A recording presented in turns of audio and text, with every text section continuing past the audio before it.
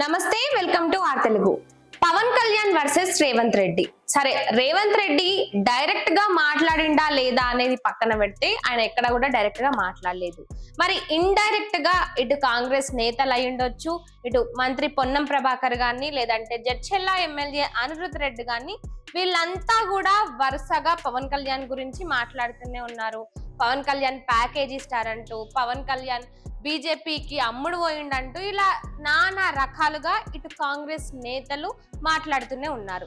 మరి ఈ మాటల వెనుక ఖచ్చితంగా రేవంత్ రెడ్డి లేడా అనే క్వశ్చన్ అయితే అందరికీ కూడా వస్తుంది. ఖచ్చితంగా రేవంత్ రెడ్డి ఉన్నాడనే క్లారిటీ కూడా అందరిలోనూ ఉంది.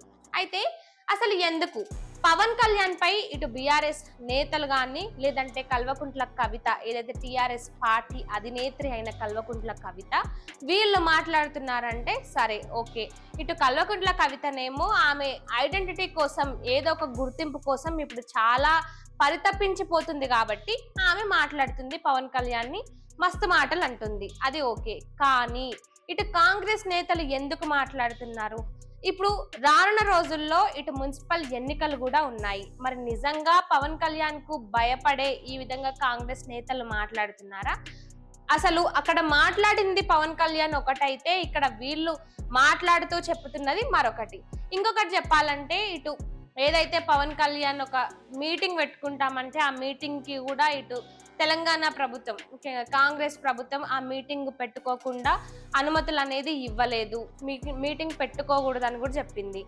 సరే అని పవన్ కళ్యాణ్ తన ఇంటి దగ్గరనే ఒక మీటింగ్ పెట్టుకుంటే, ఆ మీటింగ్ పెట్టుకున్న తర్వాత కూడా పవన్ కళ్యాణ్ మాట్లాడిన మాటలను వక్రీకరిస్తూ ఇటు కాంగ్రెస్ ఎమ్మెల్యేలు కానీ, మంత్రులు కానీ మాట్లాడడం జరిగింది.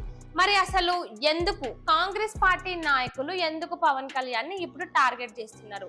సరే, వాళ్ళు మాట్లాడుతూ ఒకప్పుడు పవన్ కళ్యాణ్ వస్తే మేము చాలా ఆయనని సాదరంగా ఆహ్వానించాము, ఒక గెస్ట్ గా మేము ట్రీట్ చేసినాము, మేము అన్ని మర్యాదలు చేసినాము అని మాట్లాడుతున్నారు.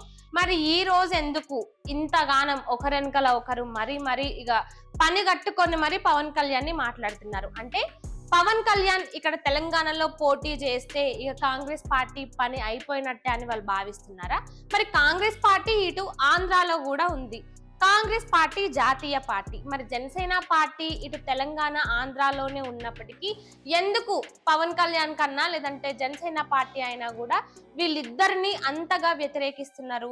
ఇప్పుడు రానున్న ఎలక్షన్ లో కూడా ఒకవేళ జనసేన పార్టీ పోటీ చేస్తుందనే భయం అనుకోవాలా, లేదంటే ఇటు కాంగ్రెస్ పార్టీకి ఇంకా పోటీ పెరుగుతుందని ఒక ఇంకో భయం కూడా వీళ్ళకుందని అనుకోవాలా?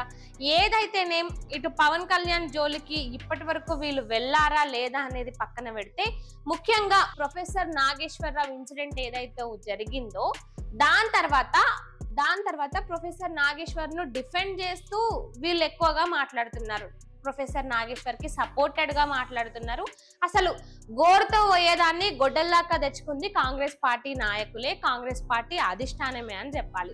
అసలు ఇటు తెలంగాణలోని సమస్యలు చూడండి రా బాబు, తెలంగాణలో ప్రజల పడుతున్న అవస్థలు చూడండి అంటే, ఇవన్నీ కాదు, మాకు రాజకీయాల లొల్లులే ముఖ్యము, రాజకీయాల ఎవరు వచ్చినా వాళ్ళని మేము ఎదగనీయము, వాళ్ళను తొక్కేస్తాము, ఇక ఇదే ఒక ఎజెండాతో ముందుకు పోతున్నారు.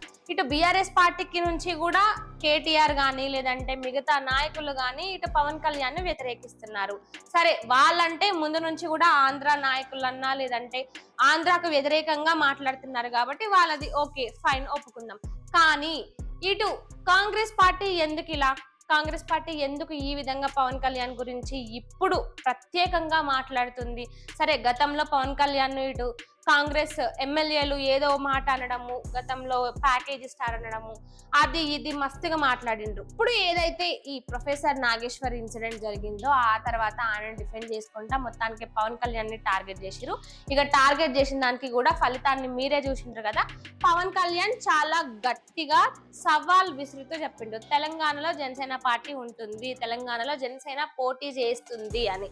ఇక మీరు చేసిన దానికి ఆయన సరైన సమాధానం చెప్పిండు. సో మరి దీనిపై మీరేమనుకుంటున్నారు? నిజంగానే పవన్ కళ్యాణ్ వర్సెస్ రేవంత్ రెడ్డి లాగానే ఉంది. సో మరి దీనిపై మీరేమంటారు? కామెంట్ రూపంలో చెప్పండి.